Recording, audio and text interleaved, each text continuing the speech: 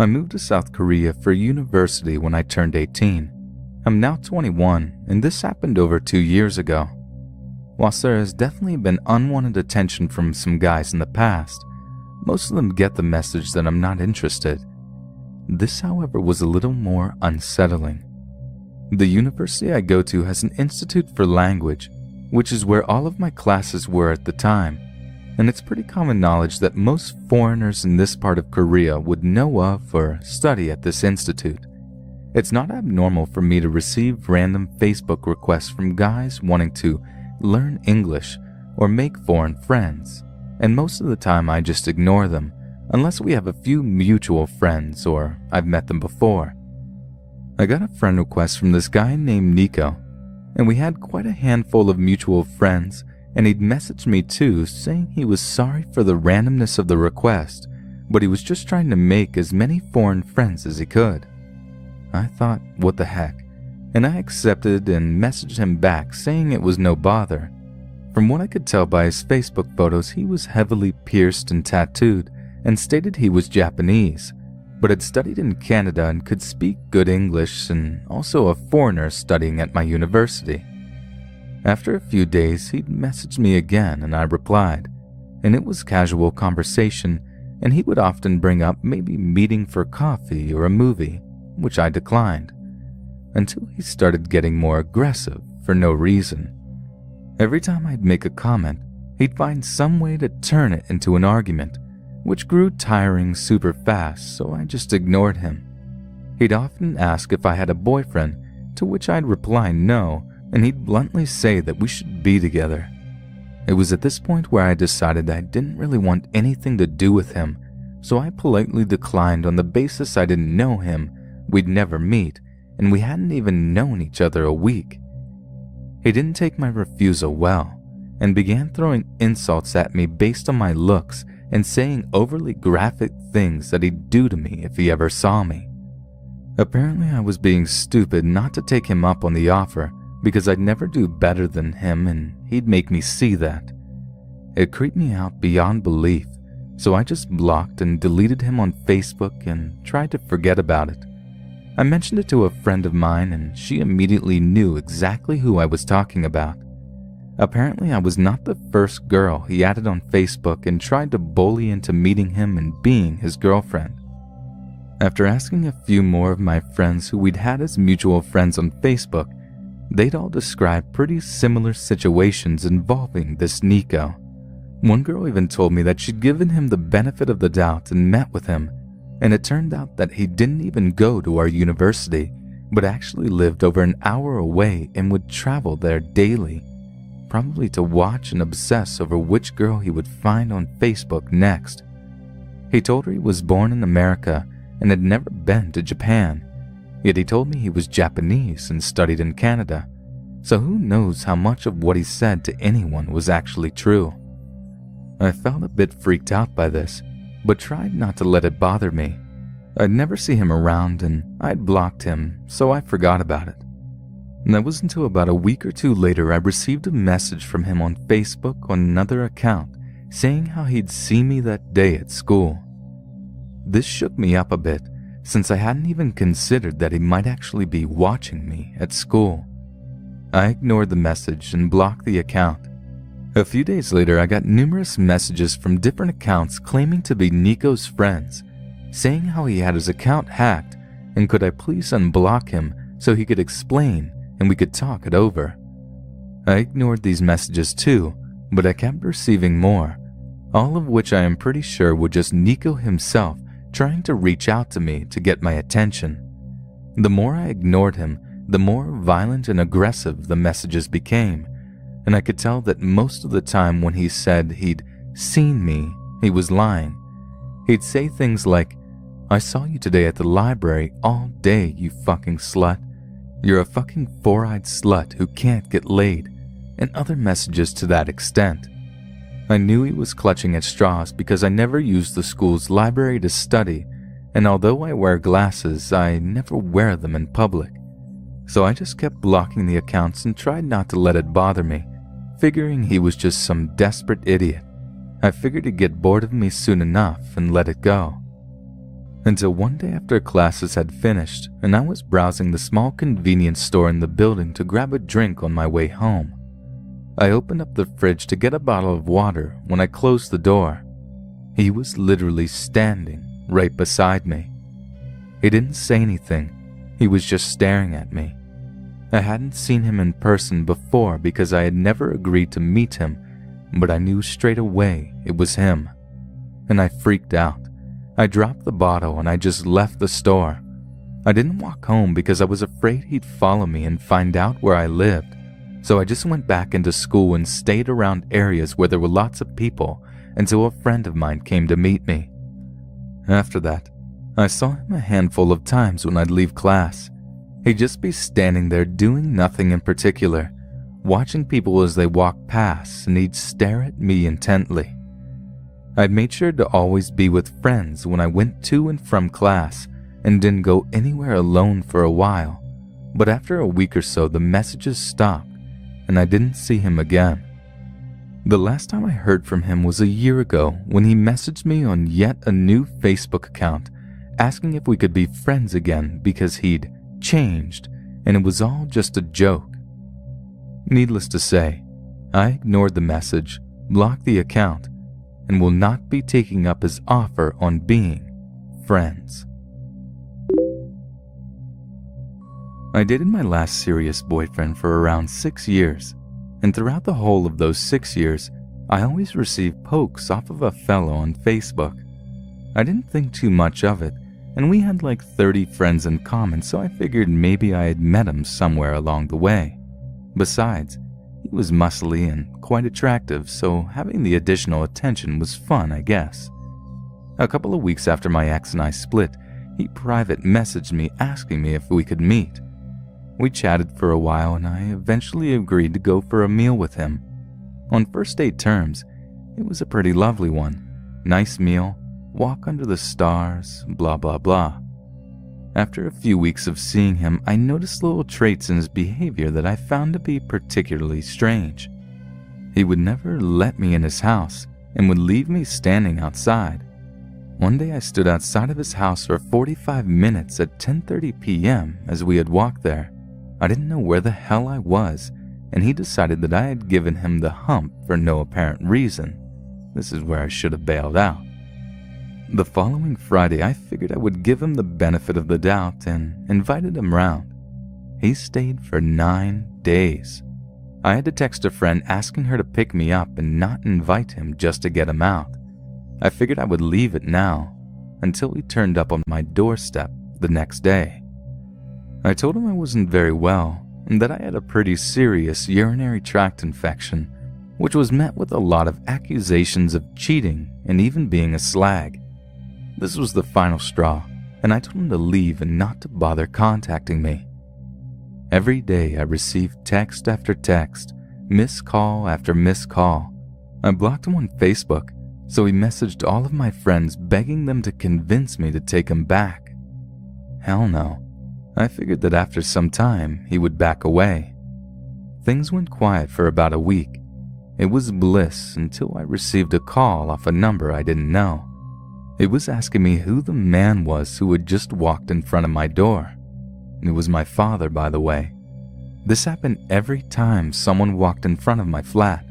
Male, female, it didn't matter. Turned out he knew someone who lived across the street from me and had him and his lovely girlfriend watching my every move. Things calmed down again after speaking to the couple and explaining the grief it had caused me. He told them that he was still together with me and he was concerned for my safety. And I had thought he had got the message until one day when I finished work and caught the bus home. I had this perfectly timed so that I would always be pulling up to my estate at 6 p.m. As I strolled down the hill to my estate, ready to cut through the alley towards the garages, I noticed a figure tucked away in the shadows in the corner. It was him. I kept my head up and marched onwards to my front door. He followed a distance behind until I reached the door and ran after me and chased me up the stairs in the block of flats I lived in. I told him I wasn't interested, that he was scaring me, and that he needed help. and this is where he thought that maybe a hug would change my mind in this situation. After letting out a massive scream from my neighbor, he was escorted out of the building and was told that if he returned, it probably would be the last thing he had ever done. At least I have learned now not to date people off of Facebook and at least run a background check on any future partners. I am an uninteresting man in my late 20s with a stable job and happy family. Being so, I had never even entertained the thought that I might, one day, be the target of a stalker. So here's my story as a warning to everyone. You don't have to be a typical, pretty young lady to catch the eye of a stalker. I don't know if this makes sense, but I am a habitual yet very casual Facebook user. I don't post a lot, but I do check my news feed often. One Saturday night, I was doing a quick round on Facebook before I went to bed when I received a friend request. I accepted it without hesitation. Just about every friend request I receive gets accepted because I don't ever post anything very personal. As I said, I have a very casual approach to social networking. I do a quick glance on the profile that had friended me and saw that it was an obviously fake account. Not thinking much of it, I put my computer away and fell asleep. The next day, I was having lunch at a friend's house, having completely forgotten about the friend request from the night before. My phone buzzed and I saw that I had gotten a message from a coworker of mine, Maya. Although Maya and I worked together and had a few mutual friends outside of work, we didn't communicate much other than when it was about work. I checked it, assuming it was work-related. I guess looking back, you can say it was. To get the gist of it, the Facebook account that friended me also friended Maya and had bombarded her with insults and accusations of being a whore, slut, and every name in the book. The person took it a step further by messaging Maya's husband, saying that she was cheating on him with a coworker. Maya wanted to know if I knew who the person was, because I was the only other person that accepted the friend request. I explained to her how I accept every request and have no idea who it was. I then proceeded to unfriend the profile in question. Maya explained to me that she already had suspicions on who it was, but just wanted to see if I could confirm it. She believed it was Carrie. Let's rewind to a few weeks earlier. I had received a friend request from Carrie. It struck me as odd because, although we worked at the same place, we had never met, never spoken, nor had we ever made eye contact or been within 20 feet of each other. We worked in different departments, but I walked past her every day because I had to walk through her department to get to our lounge. That was the furthest extent of our interactions. I only learned her name from when she friended me on Facebook and I recognized her picture. I'm not sure how she found out my name. Carrie also friended my wife's profile and subsequently began to sift through years of my wife's posts and pictures, liking and commenting on several of them. She began interacting with my posts too, as though she knew us as well. At work though, I'd walk by like usual and still no interaction. I found it odd, but didn't look too far into it. So back to the present, the mysterious Facebook account continued to harass Maya until she told her that she knew it was Carrie and was going to call the police. I thought that was the end of that, but boy, was I wrong. Over several weeks, I began getting more friend requests from girls looking to hook up with me. Obviously, I knew they were all fake, and for the most part, I ignored them. I also began getting notifications from Google and Facebook accounts about suspicious activity on my profile. Most of the time, it warned me of failed login attempts. One I specifically remember said my Facebook account was actually logged in from somewhere unusual and asked whether it was me. It wasn't me, and I should have been more concerned, but for some reason I didn't care at the time. I was stupid, and even after that, I didn't bother to change my password. At the time, I viewed all of these happenings as random, isolated incidents. I had no valuable stuff on my account and didn't have any private secretive messages. What harm could they do, right? A few months pass when one day my wife gets a message from Carrie stating that she had bought a high-end video camera and was looking to start some amateur filming. She wanted to know if we could help her by letting her film our family for a day. Remembering what Maya had said a few months ago, I was reluctant but wanted to give Carrie the benefit of the doubt, so we agreed to tell her that we'd schedule a time for her whenever we weren't busy and left it at that. Once again, I have yet to actually meet Carrie. More weeks pass by and we completely forget about scheduling the film shoot when Carrie messages me about it. I turn her down. Then things got weird. She sent several GIF files of stick figures doing sexually suggestive motions and gyrations. I didn't respond, so she asked, "Funny, isn't it?" I immediately texted my wife to log into my Facebook profile to observe the messages. Not wanting to be rude, I agreed with Carrie as of the humor in the GIFs she sent and carried on the conversation. She proceeded to send me old photos from my abandoned MySpace account that I had completely forgotten about. That was around the time when MySpace had been revamped and people lost a lot of cherished memories. Somehow she dug mine up and decided to share them with me. It was creepy to me. Things escalated quickly from there.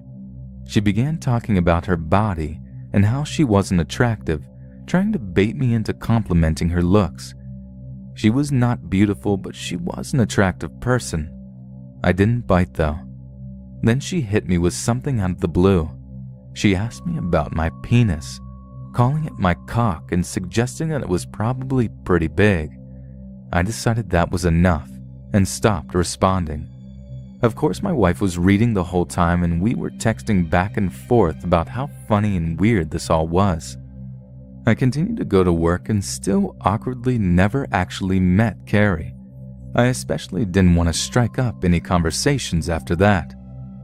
Carrie messaged me one final time asking for a favor. Maya had blocked her profile and Carrie suspected that Maya was saying bad stuff about her, so she wanted me to check her profile to confirm. I told her that I wasn't going to stalk Maya for her, and that was that. Just between us though, I did check, and no, Maya couldn't care less to waste her time talking about Carrie. Around this time, my wife got a text from an unknown number. The person knew her name but was trying to remain anonymous and was trying to flirt with her. We were with a bunch of friends at the time and we all thought it'd be funny if we all text flirted with this person at the same time to annoy them. Once again, I never thought to connect any of the incidents. Carrie eventually quit work and I never saw her again, but I continued to get suspicious activity and friend requests that I, stupidly, continued to write off. I had all but forgotten about Carrie. Then, I'd say over a year later, I get a bomb from my wife. A good friend of ours texted her that I was sending her very inappropriate messages on Facebook. I had been busy running errands all day and hadn't really checked my Facebook at the time. I found that my password had been changed when I finally logged back on. All of my messages had also been cleared. I had no idea the extent of what happened until I started hearing from people that I was being very suggestive and nasty to them. The thing was, these weren't random women on my friends list that were targeted. These were women that were close to me, good friends, my wife's sisters, my friends' wives. These messages weren't holding back either. They went all out in graphic detail about what I wanted to do to them. I felt completely violated and humiliated. I couldn't imagine how the women felt.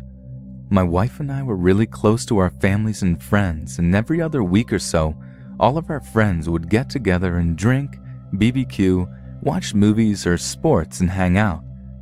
We'd seen several families over and never had a problem. All of them said they understood what happened and that they know it wasn't me. Deep inside though, I could see that they felt that it possibly, potentially, probably was me. Over time, more and more of them stopped coming over to the point where my home started to feel empty. I confided in my wife how I felt that they think it was me, and she rebutted that I was just being paranoid. She argued that our friends were just busy with their lives. that they'd eventually come over when they were free again. I then learned that someone had created a Facebook account using my name and picture and had continued harassing the same women. One of them posted a picture of the conversation with this false me on Facebook.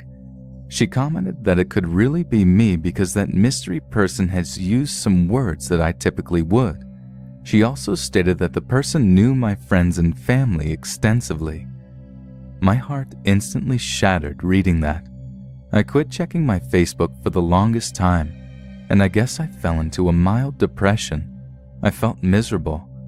I told my wife that I wanted to disappear and strongly considered quitting my job of 7 years and moving away to start anew.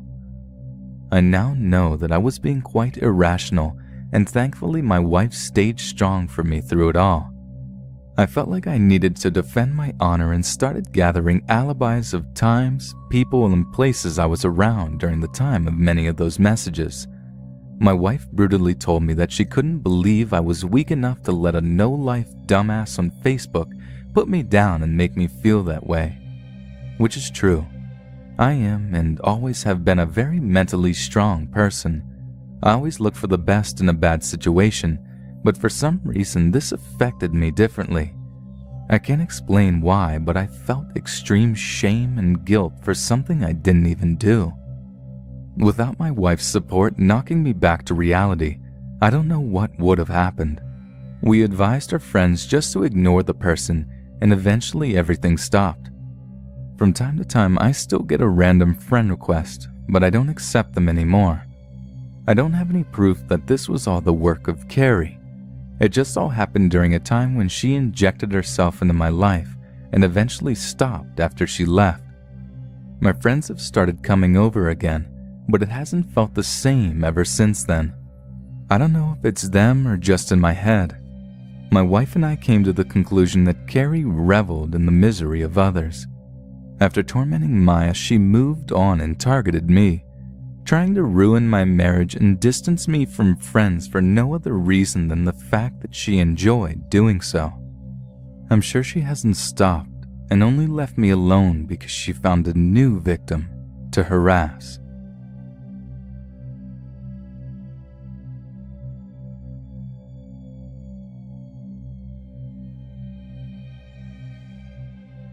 I'm a 20-something woman, American and a Francophile, fluent but not native in French. Since 2011, I've been in correspondence with an eccentric French guy I met because he posted a clip of a super rare telefilm on YouTube. We had a bunch of mutual interests and eventually met in real life so he could give me the movie on a flash drive. He also gifted me a book from his personal library that he thought I would like. We stayed in contact, and I recently returned the favor by buying him a DVD off Amazon. It's been good. Our conversations are enriching, and he's a sweet guy, just odd, as am I. He sort of switches between identities online, his real name, Jean, and then an Italian surname, and a fictional character from Gothic literature. He's very into dark romanticism.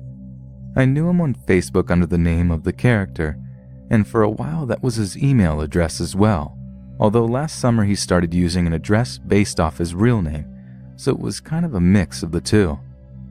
He can be hard to keep tabs on because he often disappears from Facebook without warning and then reappears as soon as he came. He's gone through 2 or 3 different accounts, all using the fictional character's name.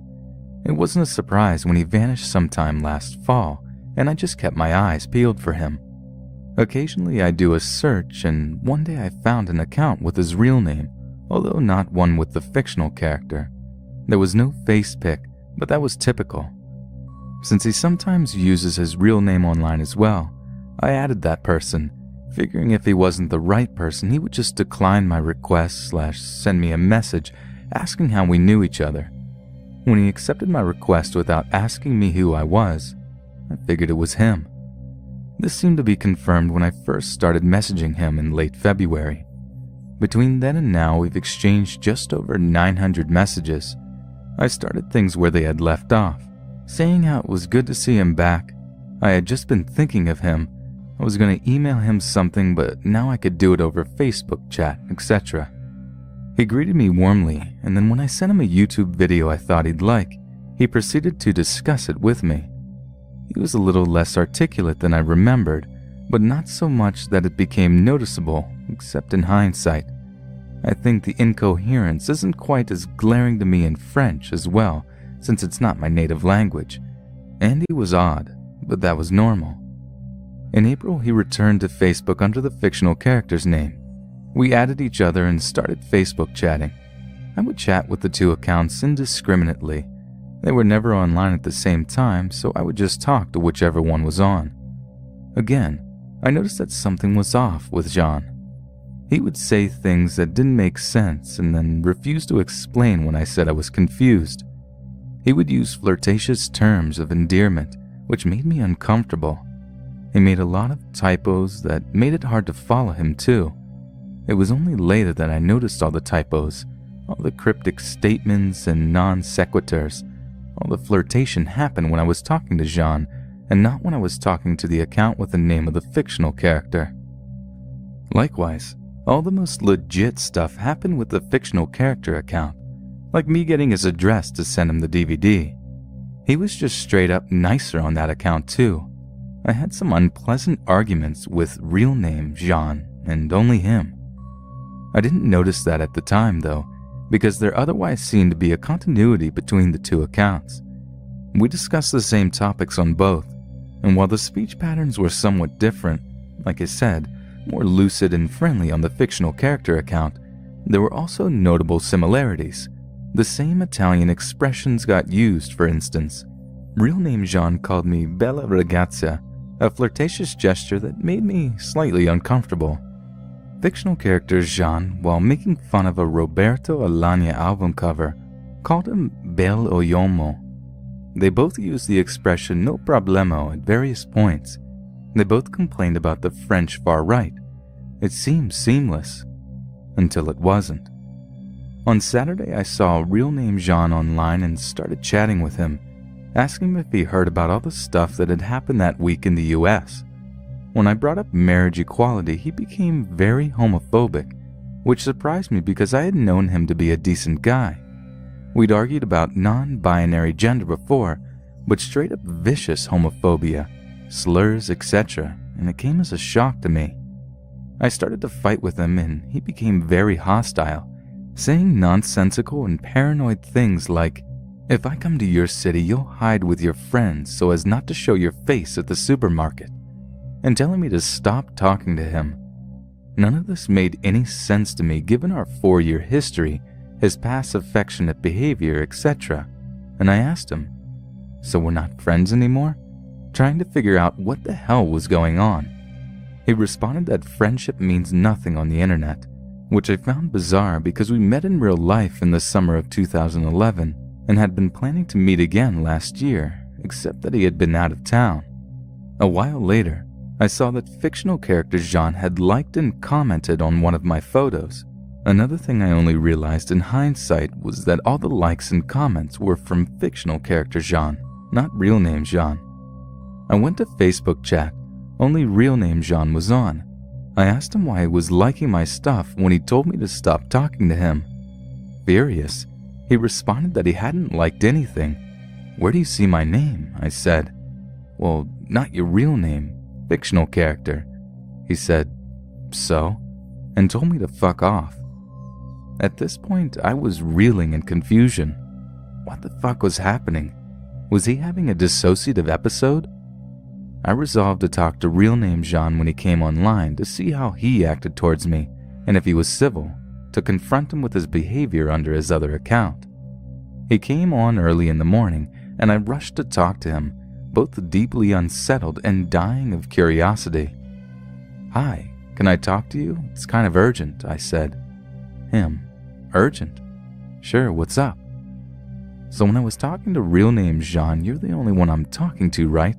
This man is you," and I linked to the Facebook page. To which he responded, "Not at all. In fact, I don't have a Facebook account under my real name. This person is simply homonymous." He confirmed that he only been back on Facebook since April, the time when the fictional character account reappeared. He was pretty distressed to learn I'd been talking to this guy for 4 months, thinking it was him, and even more distressed to know that the guy was a dick, and I thought even for a moment that he also was a dick.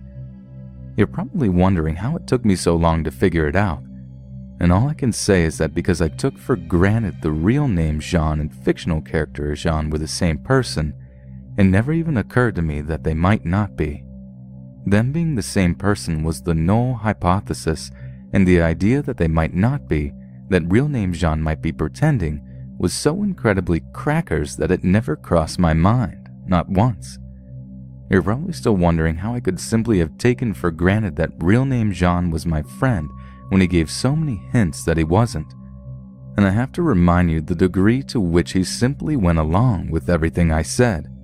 I would talk about stuff specific to my friend, stuff that must not have made any sense to the man I will now call fake Jean, and he would act like he knew what I was talking about. The idea that he was lying, faking, or delusional was unthinkably bizarre.